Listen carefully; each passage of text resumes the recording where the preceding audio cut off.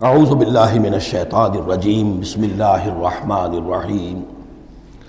ہم اللہ کے نام سے سورہ مومنون کا ترجمہ شروع کر رہے ہیں اور یہیں سے 18واں پارہ بھی شروع ہو رہا ہے، اور یہ سورہ مومنون ان 14 صورتوں میں اب آخری صورت ہے کہ جو قرآن حکیم میں حجم کے اعتبار سے مکی صورتوں کا سب سے بڑا گلدستہ ہے۔ ابھی جو 11 آیات میں نے اس کی تلاوت کی ہیں، ان پر ہمارا اس منتخب نصاب کا مطالعہ قرآن حکیم کے منتخب نصاب کے تیسرے حصے کا پہلا درس مشتمل ہے۔ سورہ حج کا جو آخری رکوع تھا اس پر چوتھے حصے کا پہلا درس مشتمل ہے۔ اس کے نکات پھر ذہن میں تازہ کر لیجئے کہ سب سے پہلی بات توحید کا خلاصہ اور لب لباب یہ کہ اللہ ہی مقصود حقیقی، مطلوب اصلی، محبوب حقیقی بن جائے۔ پھر رسالت کہ حضور صلی اللہ علیہ وسلم کے دور تک یہ 2 لنکس پر مشتمل رہی ہے، ایک رسول ملک، ایک رسول بشر، لیکن اب یہ ایک تیسرے لنک کے طور پر امت مسلمہ، امت محمد صلی اللہ علیہ وسلم مستقل طور پر اس رسالت کی زنجیر میں، سنہری زنجیر میں، سلسلۃ الذہب میں اس کو ٹانک لیا گیا ہے، اس کو شامل کر لیا گیا ہے۔ یہی وجہ ہے کہ دیکھیے لفظ آیا تھا ان اللہ یصطفی، اللہ یصطفی من الملائکۃ رسلا ومن الناس، اور امت کے لیے آیا هو اجتباکم۔ استفاء اور اجتباء یہ بڑے قریب کے الفاظ ہیں، چنانچہ یہ دونوں الفاظ حضور کے لیے مستعمل ہیں، محمد مصطفیٰ، احمد مجتبیٰ۔ تو یہ اجتباء کا لفظ آیا امت کے لیے، هو اجتباکم۔ تیسری بات یہ نوٹ کرنے کے قابل ہے جو میں نے صبح بھی کہا تھا کہ سورہ بقرہ کی آیت اور یہ آیت جس پر کہ یہ یہاں پر جو شہادت والی آیت آئی ہے، صرف یہ کہ ترتیب کا فرق ہے۔ بالکل یہی نسبت سورہ نساء اور سورہ مائدہ کی ان 2 آیتوں میں تھی۔ یا ایھا الذین آمنوا کونوا قوامین بالقسط شہداء للہ، یہ سورہ نساء میں، یا ایھا الذین آمنوا کونوا قوامین للہ شہداء بالقسط، یہ سورہ مائدہ میں۔ سورہ بقرہ میں ہم نے پڑھا لِتَكُونُوا شُهَدَاءَ عَلَى النَّاسِ وَيَكُونَ الرَّسُولُ عَلَيْكُمْ شَهِيدًا، یہاں ہم نے پڑھا لِيَكُونَ الرَّسُولُ شَهِيدًا عَلَيْكُمْ وَتَكُونُوا شُهَدَاءَ عَلَى النَّاسِ۔ یہ شہادت علی الناس کی ذمہ داری ہے امت مسلمہ کی، کہ جیسے رسولوں کی ذمہ داری تھی کہ جو دین ان تک پہنچا ہے اللہ نے اپنے فرشتے کے ذریعے سے اسے بلا کم و کاست انسانوں تک پہنچا دیں، نہیں پہنچاتے خدا نہ خواستہ بالفرض تو گویا کہ خود وہ مجرم قرار پائیں گے۔ فَلَنَسْأَلَنَّ الَّذِينَ أُرْسِلَ إِلَيْهِمْ وَلَنَسْأَلَنَّ الْمُرْسَلِينَ، یہ سورہ اعراف کی آیت نمبر 6 ہم پڑھ چکے ہیں۔ اب یہی مرتبہ اور یہی مقام امت مسلمہ کو بحیثیت مجموعی حاصل ہے، یہ اس کی رسپانسبلٹی ہے، یہ جواب دہ ہے، اس کو کہنا ہوگا کھڑے ہو کر اللہ کی عدالت میں، اے اللہ تیرا دین جو تیرے نبی کے ذریعے سے ہم تک پہنچا تھا، ہم نے پوری نوع انسانی کو پہنچا دیا تھا، اور اگر نہیں تو امت مجرم ہے، اور اس کے مجرم ہونے ہی کا نتیجہ یہ ہے کہ آج ذلیل و خوار ہے۔ ضربت علیہم الذلۃ والمسکنۃ وباءوا بغضب من اللہ، اس لیے کہ جو اجتماعی عذاب ہے وہ دنیا میں آتا ہے، آخرت میں انڈیویجول ہوگا۔ تم نے کیا کیا؟ میں اگر یہ کہہ سکوں اے اللہ میں نے اپنی پوری زندگی اسی کام میں لگا دی تھی، میں نے کوئی جائیداد نہیں بنائی، میں نے کوئی دنیا نہیں بنائی، میرے پاس جو بھی تو نے توانائی دی تھی، جو صلاحیت دی تھی، میں نے اسی کام میں لگائی ہے، میں سرخرو ہو جاؤں گا اللہ کے۔ آپ بھی یہ کہہ سکیں یا نہ کہہ سکیں یہ اب آپ کے سوچنے کی بات ہے، وہاں محاسبہ انڈیویجول ہوگا، تم نے کیا کیا۔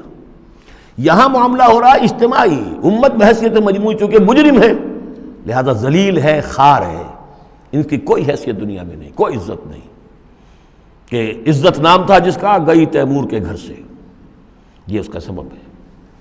اب آگے چلیے، یہ جو 11 آیات ہیں در حقیقت ہمارا جو تیسرا جو حصہ ہے اس منتخب نصاب کا وہ ہے اعمال صالحہ کی تفصیل، اور عمل صالح کی تفصیل میں ظاہر بات ہے کہ ایک تدریج ہے۔ سب سے پہلے فرد اچھے ہوں، افراد کی سیرت صحیح ہو، کردار صحیح ہو، تعمیر سیرت صحیح بنیادوں پر ہوئی ہو، اس سے آگے چل کر پھر ایک گھریلو زندگی وجود میں آئے گی، وہ کیسی ہو، عائلی زندگی کیسی ہو، پھر ایک معاشرہ وجود میں آئے گا، اس معاشرے کے کیا خد و خال ہونے چاہیے، سوشل ویلیوز کا کیا تصور ہے، سوشل ایونز کا کیا تصور ہے، پھر ایک ریاست وجود میں آئے گی۔ تو تدریجاً بہت سے مقامات جو ہیں قرآن مجید کے وہ اس تیسرے حصے میں منتخب نصاب کے شامل ہیں، لیکن پہلا درس یہ ہے اس لیے کہ تعمیر سیرت کی جو بنیادیں ہیں، اساسات ہیں، جیسے ایک مکان ہے آپ کو بنانا ہے، پہلے آپ اس کی فاؤنڈیشن تیار کرتے ہیں، تو ایک بندہ مومن کی شخصیت کی جو پوری ایک تعمیر کرنی ہے، اس کا جو پورا حیولہ وجود میں آئے گا، وہ تو ہم بعد میں دیکھیں گے۔ یہاں یہ کہ اس کی بنیادیں کیا ہیں، کن اساسات پر ایک بندہ مومن کی شخصیت کی انفرادی سیرت کی تعمیر ہوگی۔ اور یہی میں نے آپ سے وعدہ کیا تھا کہ فلاح کے لفظ کی بھی میں آپ کے سامنے وضاحت کروں گا۔ دیکھیں، فلاح کے اصل معنی ہے پھاڑنا۔ فلاح کہتے ہیں کسان کو کہ وہ اپنے ہل کی نوک سے زمین کی دھرتی کے سینے کو چیرتا ہے۔ عربی کی کہاوت ہے ان الحدید بالحدید یفلح، لوہا لوہے کو کاٹتا ہے۔ فلاح کے معنی جیسے فلق ہے، فالق الاصباح، اللہ تعالیٰ صبح کو فلق فالق ہے، اللہ پھاڑتا ہے رات کی تاریکی کا پردہ اور صبح کو نمودار کرتا ہے۔ اسی طریقے سے فالق الحب والنوا، گٹھلیوں کو، بیجوں کو پھاڑتا ہے، اس کے اندر سے پھر وہ دو پتیاں نکلتی ہیں جو پودا بنتی ہیں۔ تو فلاح کے معنی بھی ہے پھاڑنا۔ پھاڑنے سے مراد کیا ہے؟ انسانی شخصیت کی جو اصل انسانی شخصیت ہے وہ تو اندر چھپی ہوئی ہے، وہ ہماری روح ہے، وہ ہماری انا ہے، وہ ہماری خودی ہے۔ یہی در حقیقت اقبال کا فلسفہ خودی ہے، اور اسی کی بہترین تعبیر جو ہے آدرش، جو میں نے لفظ استعمال کیا تھا سورہ حج کے ضمن میں، ضعف الطالب والمطلوب، تو آئیڈیلز کا جو فلسفہ ہے اس کے حوالے سے ڈاکٹر رفیع الدین مرحوم و مغفور نے علامہ اقبال کی اس کے فلسفہ خودی کی بہترین تعبیر کی ہے۔ آئیڈیالوجی آف دی فیوچر ان کی مارکت الآراء کتاب ہے انگریزی زبان میں۔ تو افلح المومنون، گویا کہ میرا جو وجود ہے، یہ گوشت ہے، یہ پوست ہے، ہڈیاں ہیں، یہ ہے، وہ ہے، تن و توش ہے، لیکن اس کے اندر میری ایک انا ہے، میری ایک شخصیت ہے، انا۔ یہ انا کیا ہے؟ میں کہتا ہوں میرا ہاتھ، وہ میں کون ہوں جس کا یہ ہاتھ ہے؟ میرا ہاتھ، میرا پاؤں، میری آنکھ، میرے کان، میرا سر، میرا یہ، میرا وہ، میرا جسم، بھائی وہ میں کون ہے جو پوزیس کرتا ہے اس کو؟ وہ میں، وہ انا، وہ ایک مخفی حقیقت ہے، اور اصل میں وہ روح ربانی جو میرے اندر پھونکی گئی ہے وہ ہے میری اصل حقیقت، لیکن یہ غلافوں میں لپیٹ دی گئی ہے، مادی غلاف ہیں۔ ان مادی غلافوں کو پھاڑ کر اپنی روح کو برآمد کرنا، جیسے کہ گٹھلی پھٹتی ہے تو دو پتے نکلتے ہیں تو آم کا درخت شروع ہوتا ہے۔ ان مادی غلافوں کو پھاڑ کر اپنی اصل حقیقت، اپنی اصل انا کو برآمد کر کے تقویت دینا، یہ ہے فلاح۔ قد افلح، بہترین ترجمہ کیا ہے یہاں پر لفظ کے قریب ترین ہونے کے اعتبار سے۔ میرے سامنے اس وقت یہ ہے حضرت شیخ الہند رحمۃ اللہ علیہ کا، اور شیخ الہند رحمۃ اللہ علیہ مولانا محمود الحسن صاحب کا کہنا یہ ہے کہ میں نے تو موضح القرآن میں جو ترجمہ شاہ عبد القادر دہلوی رحمۃ اللہ علیہ کا تھا وہی اختیار کیا ہے۔ کام نکال لے گئے اہل ایمان، قد افلح المومنون، کام نکال لے گئے اہل ایمان۔